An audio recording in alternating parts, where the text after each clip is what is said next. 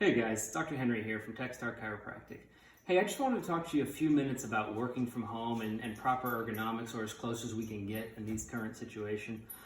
We've been having a lot of patients come in with increased neck pain and increased upper back pain, and a lot of it's been linked to working on their laptops and working from home and situations that are just different from their normal work environment.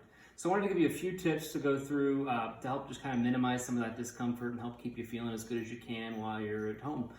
First is going to be change positions regularly.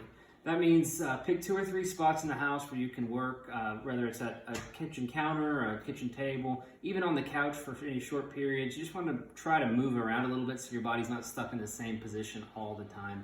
That also means taking breaks, taking exercise breaks, get up, walk around. Just even if you can get out and work out once a day would be great, but if you can't, at least taking breaks every hour or so to just get up and stretch will really help with some of that fatigue in the muscles. Let's talk about proper sitting. So I'm going to have you follow me right over here. So when we talk about setting up a workstation or setting ergonomics up, come right over here for me. One of the things we want to look at is how to just properly sit in the chair. I know that we all tend to end up down here, and so I'm going to give you some tips on ways to avoid that. But the first thing to think about is I want you to try to sit with your feet on the ground, legs at 90 degrees, and try to sit up straight. You have the bony part of your bottom, the sits bones. You want to try to put most of the pressure on those. So ideally, when you're seated, this is going to be the easiest way to sit on your spine. What that does is by putting the pressure on the bones in your legs instead of the muscles, you won't fatigue as much through here. By sitting up straight, it may feel like it's a little bit awkward at first, but what you're actually doing is taking gravity out of the equation. So when I'm here, all the muscles in my back and neck are having to hold my spine up. When I'm here, everything's stacked nicely. So this is what you want to try to aim for. I know it's not always going to be possible. Some other tips, if you're using a laptop, one of the best things you can do is try to just use the monitor. Try to use the laptop as a monitor.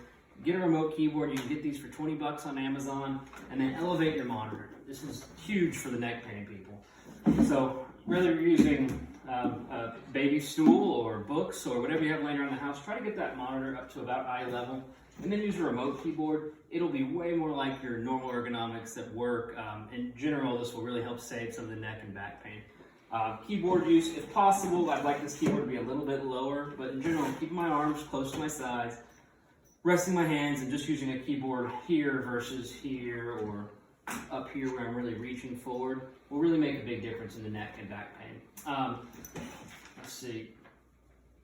One of the other things I want to talk about is just keeping that chest up and the head back. It's just so easy to feel yourself getting sucked into it, especially with a small monitor. So if you have to bring the monitor a little closer to yourself, that's okay. Just eye level is the big thing to remember.